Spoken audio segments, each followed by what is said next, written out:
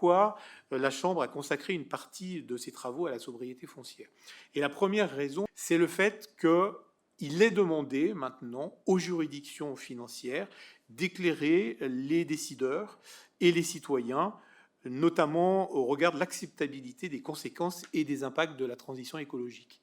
Et c'est même parfois écrit dans la loi elle-même, puisque c'est le cas par exemple de la loi climat et résilience, qui confie directement à la Cour des comptes l'obligation, un rôle d'évaluation annuelle en termes de transition écologique, en lien avec le Haut Conseil pour le climat, pour suivre la réduction des émissions de gaz à effet de serre et de l'adaptation au changement climatique.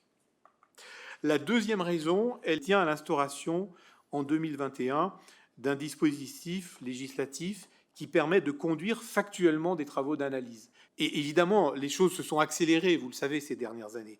Il y a eu un certain nombre d'évolutions législatives au cours des 20 dernières années pour parvenir à une gestion plus efficace de l'espace. Et finalement, le constat qu'on a fait quand même, c'est que malgré cela, on a encore en France 276 000 hectares d'espaces naturels et forestiers, ce qu'on appelle les NAF, qui ont été consommés en France en 10 ans, entre 2009 et 2019. Cette surface, c'est quand même important, c'est grand comme le département du Rhône à lui tout seul.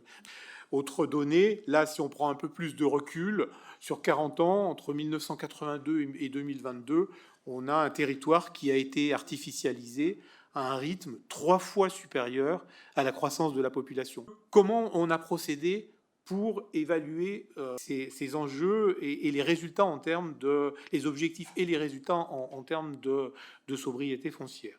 Donc on a eu une méthode de travail, puisque finalement l'objectif quand même de nos contrôles, c'est d'apprécier l'efficacité de l'action des collectivités locales. Et finalement on l'a fait avec trois approches principales. D'une part, des outils, des documents d'urbanisme.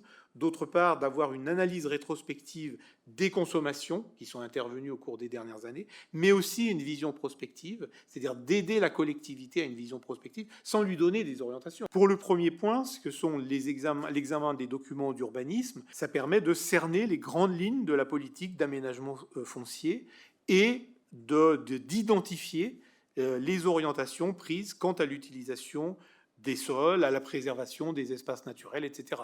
Le deuxième élément que j'évoquais, c'est l'analyse rétrospective des consommations. Et troisième élément, on fait une analyse des projections de consommation future d'espaces NAF par les collectivités.